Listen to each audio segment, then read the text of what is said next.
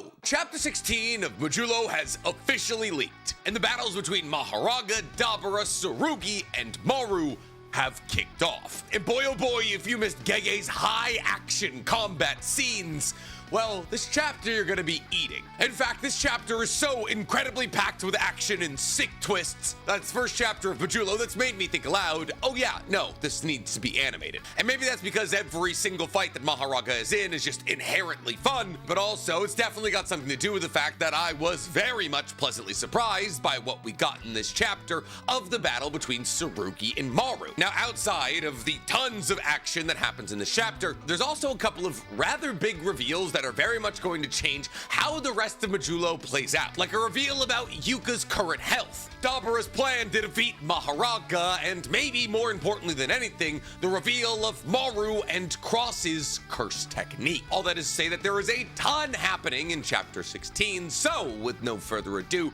let's get directly into Yuka is already dead. But before we get to talking about the user of Mahoraga being dead before the fight even starts, really channeling Potential Man here, please, for me, like this video, subscribe to the page, and hit that noti bell. And if you're looking for one additional Nick video every single week, guys, you can go ahead and find my Naruto reaction series in the fourth wall link in my description below. We are done with the preliminary matches, which means we are on to the Toad Sage. So, Chapter 16 of Mojulo picks up where Chapter 15 left off. That is with Mahoraga being viciously gored by the light of murderous intent. That's the name of this chapter. With Dabra standing upon his lattice looking down at humanity's strongest Shikigami. However, before we can continue on with this fight between Dabra and Mahoraga, we get a little bit of a lore dump about the 10 Shadows technique. That tells us that the 10 Shadows technique is an inherited technique of the Zenin clan. We all knew that. We're also told that the 10 Shadows technique is a technique that uses shadows as an intermediary to summon Shikigami, something that we also all knew. However, the new bit of information that we do get from Mojulo is that apparently, sometime in the last 68 years, the Gojo clan designated this technique as a forbidden technique, only permitting, and this is the weird bit, Yuka to make use of certain Shikigami's abilities without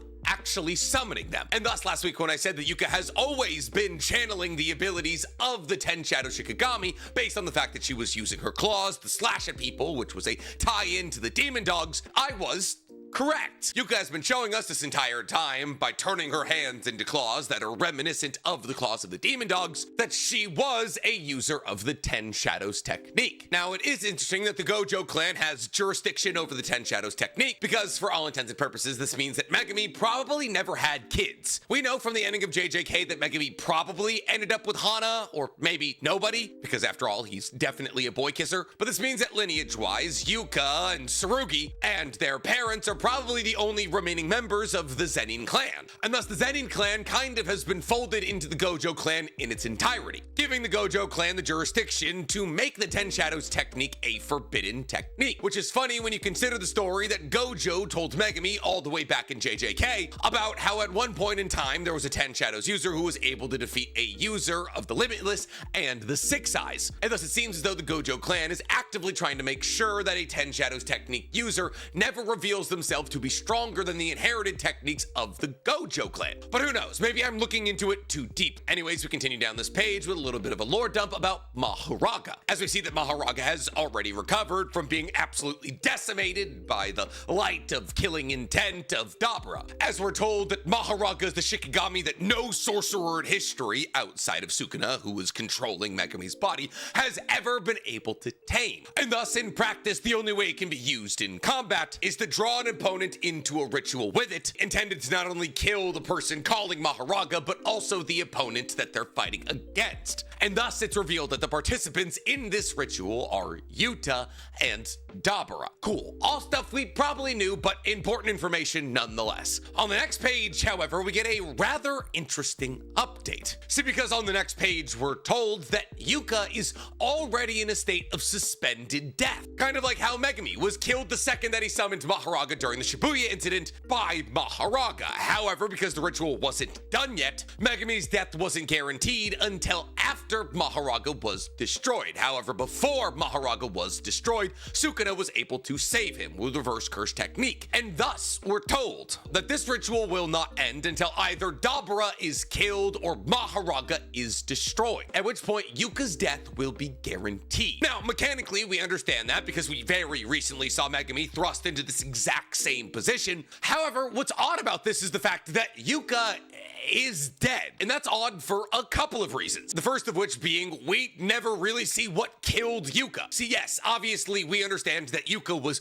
very close to death when she was dropped out of the airplane in the last chapter, so much so that there was spots in her vision and she believed that Mino was Tsurugi, and we understand that the last thing that she did before releasing Mahoraga was hiding herself in her own shadow dimension. But how did she die? Was it the brain cancer or was it hiding in her own shadow dimension?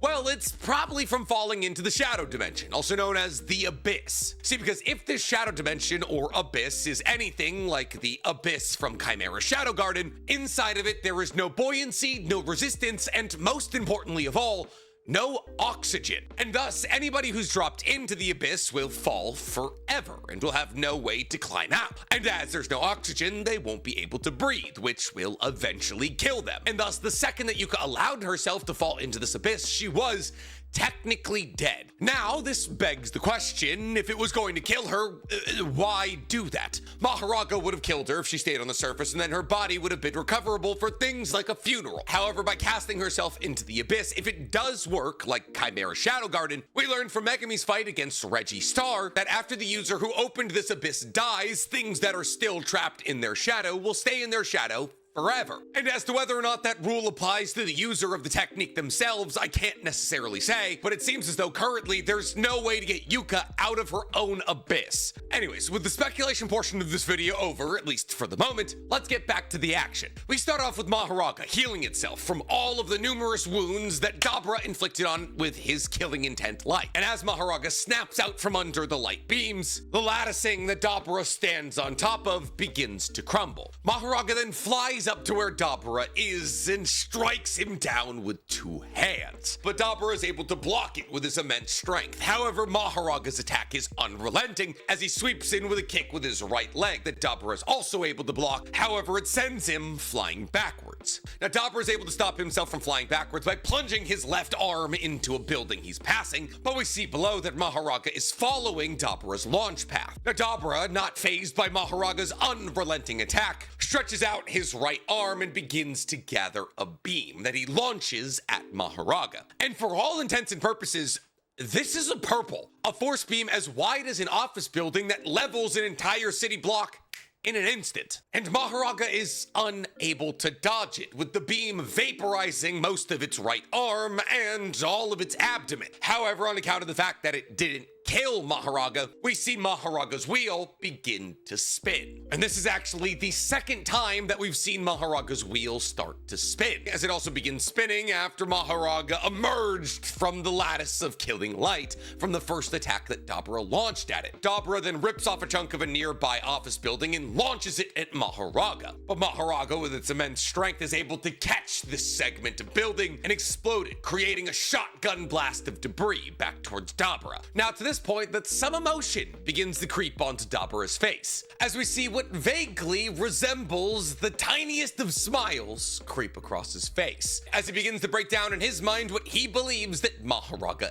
is. See, Dabra thinks to himself that Mahoraga must be some kind of summoning of a spiritual organism, and that this spiritual organism must be some kind of Earth-exclusive cursed energy life form, but that Mahoraga is not some kind of unbreakable puppet fighting in the stead of the sorcerer that summoned it, and rather that there must be some kind of trick going on. And thus Dabra and Mahoraga continue to stare each other down. But after they do, they both disappear, launching into a flurry of attacks. But as Mahoraga tries to get into Dabra's blind spot, like Gilgamesh, he summons a flurry of golden attacks that eviscerate the entirety of Mahoraga's torso. And yet Mahoraga recovers, and the wheel keeps spinning. But the second that Mahoraga recovers from the shotgun blast of light, Dabra flies in with a two-footed kick to Mahoraga's face, launching another flurry of light attacks that shoot out like laser beams at a dubstep show, piercing through all of the buildings in the adjacent city block,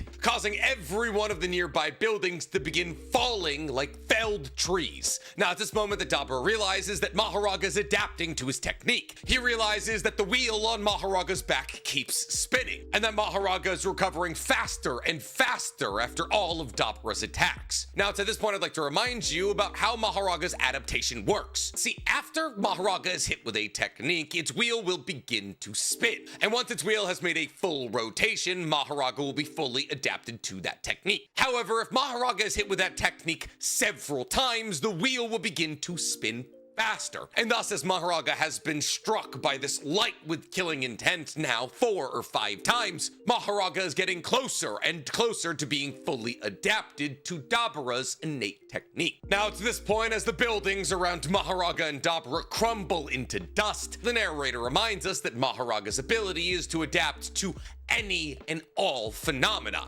aka the ultimate counter move. And unfortunately, that's where we leave Dabra and Mahoraga, as we flash over to the battle between Sugi and Maru, which is also interesting, but it's like, you know, it's not Mahoraga. I mean, we all know how the battle with Mahoraga is going to end. It's going to lose. It always loses, and therefore this battle between Sugi and Maru is technically much more interesting from like a what will happen perspective. I just love watching Mahoraga get to work. Anyways, when we flash over to Sugi and Maru, we see that the two of them are crossing blades, and as their blades are struggling against each other, Sugi says to Maru, "I didn't know you used a sword," to which Maru rather interestingly responds to by saying, "This was Cross's sword." Now, so far as we understand, Cross is still alive, but who knows, maybe something has changed. Anyways, after this exchange of words, Sugi drags his blade down Maru's, lighting it aflame with cursed energy, but Maru is able to launch his blade into the sky and get into Surugi's blind spot, coming in with a sweep to cut Sugi down. Before his blade is able to find the crux of Surugi's back, Sugi switches his position, turns around, and blocks his blade. Now, it's this point that Maru begins to think about how Sugi is fighting, thinking to himself, so this is Sugi. By discarding cursed energy and a cursed technique, he's gained immense physical ability through heavenly restriction. Now, here's the thing. We've known that Sugi has been trying to be like Maki ever since the beginning of this manga, and we've known that he's incredibly physically strong on account of his heavenly restriction and his small amount of cursed energy. However, it's never explicitly been stated that Sugi has gotten rid of all cursed energy, like Maki did after Mai died. However, it seems as though that's what's being implied right here, right now, that Sugi has somehow managed to cast out all of the cursed energy in his body and has been able to achieve a Maki or Toji-like heavenly restriction. But also, this is a fan translation I'm reading, so I could be wrong. Anyways, Maru continues on and says, I see it now that I'm fighting him. It clears up the questions I had about him after hearing how his abilities work from Yuka. Now, at this point, that Maru, or the narrator maybe, but probably Maru, asks the question, how does heavenly restriction differ from cursed energy guided strength? That is to say that yes, heavenly restriction makes you stronger physically, but one can also increase their strength by using cursed energy. So how is heavenly restriction technically an advantage? But it's this point that Maru answers his own question, saying that the answer is due to the fact that those who undergo heavenly restriction have no cursed energy. Their movements cannot be predicted by watching the flow of their cursed energy, and therefore, while a heavenly restriction user may only be as fast or as strong as a high-level cursed energy user who can amp their speed and strength using cursed energy, the difference is they're untrackable. And we know this. This is why Toji was able to sneak up on Gojo, and why Maki couldn't be targeted by the effects of Sukuna's domain expansion. Now, after answering his own question, Maru thinks to himself how troublesome this is. And he thinks to himself about how until he gets used to it, every strike from Sugi is effectively a surprise attack. Maru then continues on by thinking, furthermore, every single time Sugi attacks, he manipulates the cursed energy inside of his blade to use techniques. And this is something that we've seen from a lot of heavenly restriction users. See, whether it was Toji with Playful Cloud, or the Inverted Spear of Heaven, or Maki with Dragon Bone, heavenly restriction users usually use cursed tools. And because heavenly restriction users are still Jujutsu sorcerers, they're able to use cursed techniques through the medium of their cursed tools. Now, as to why sorcerers battling against heavenly restriction users who are using cursed tools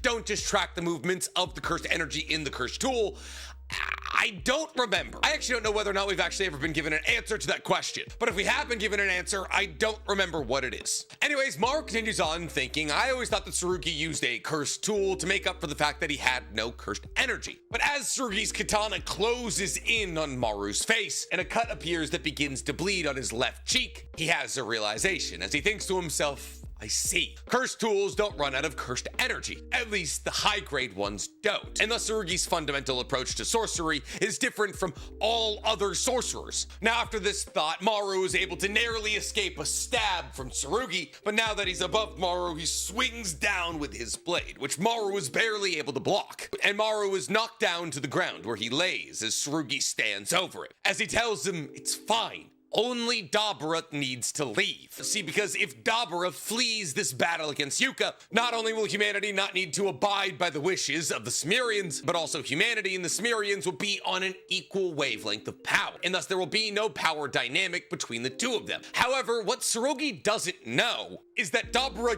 can't leave. And even if at this point Dabra does leave, it won't change anything. Yuka is already dead. When Mahoraga is inevitably killed by Dabra, Yuka's death will be finalized. There is currently, as it stands, no more saving Yuka, especially on account of the fact that she is in a state of suspended death, floating in her own abyss. And like I said earlier, what we learned from Megami and Registar's battle is that if a 10 Shadows technique user dies while something or somebody is in their abyss, that something or somebody is gone forever. So while I really don't believe that Yuka is gone forever, as it currently stands, Dabra just leaving wouldn't really accomplish anything. Mahoraga would chase Dabra to the ends of the earth, and Dabra would either need to defeat Mahoraga, winning the battle against Yuka, or die, which obviously wouldn't allow for him to leave. Now, I believe that Tsurugi might know about this, as he says, like his sister's curse, the ritual's range shouldn't reach beyond the range of this planet. Now, it's hard to know exactly what ritual he's talking about here, as to whether or not he's talking about Mahoraga or the Diskunte battle ritual. But I do believe he's talking about the Diskunte battle ritual because he says if he leaves, the ritual will be nulled and Yuka's life will be spared, which leads me to believe that Tsurugi maybe doesn't know about Mahoraga, because I believe that even if Mahoraga's ritual extermination was nullified, Yuka would still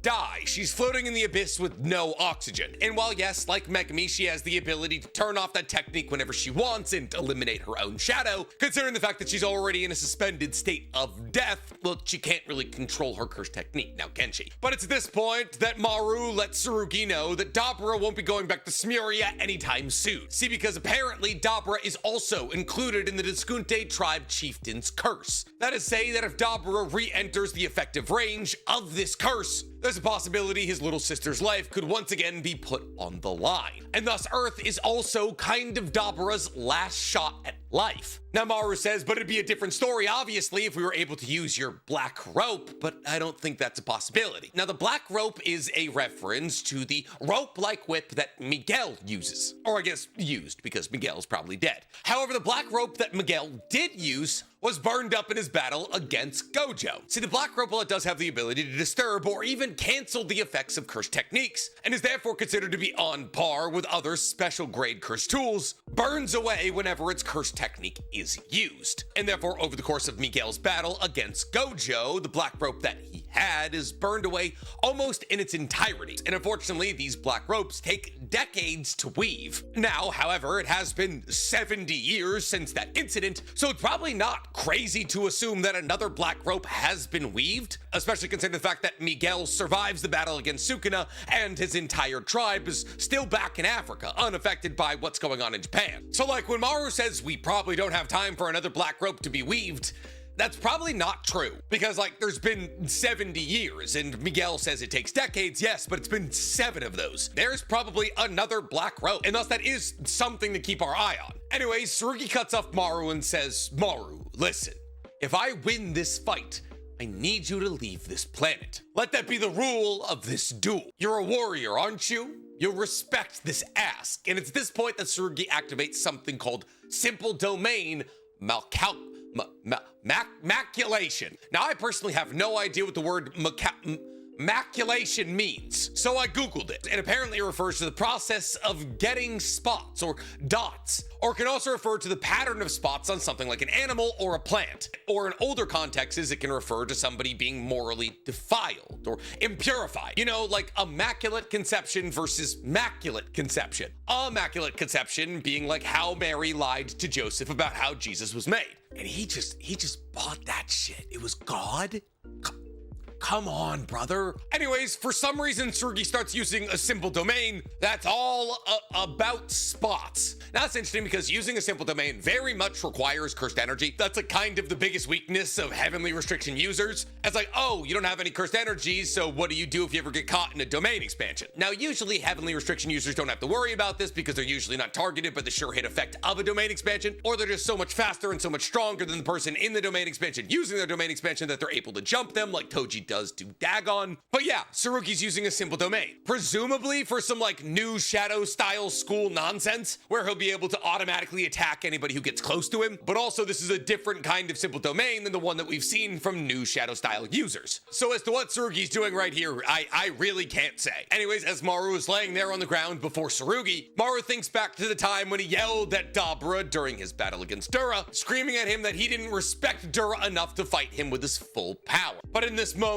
Maru realizes that what he yelled at Dabra was wrong. He apologizes, saying he understands now. After what's happened to our siblings, I don't want anything to happen to our friends. See, because Maru has been thrust into a very similar situation to that of Dabra. Dabra was forced to kill his best friend Endura because of a curse placed on his little sister. And Maru feels as though he's being forced to possibly kill Tsurugi and propagate a system that may kill Yuka because of the wrongs inflicted upon Cross. And yet in a moment we've never really seen before, Maru's third eye begins to seemingly talk to him as Maru, or maybe Maru's third eye, says, I don't want anyone to be hurt or killed anymore. But then immediately we punch in on his third eye as it says, you dare call yourself a warrior? And Maru continues on by saying, very well, I'm fighting to kill.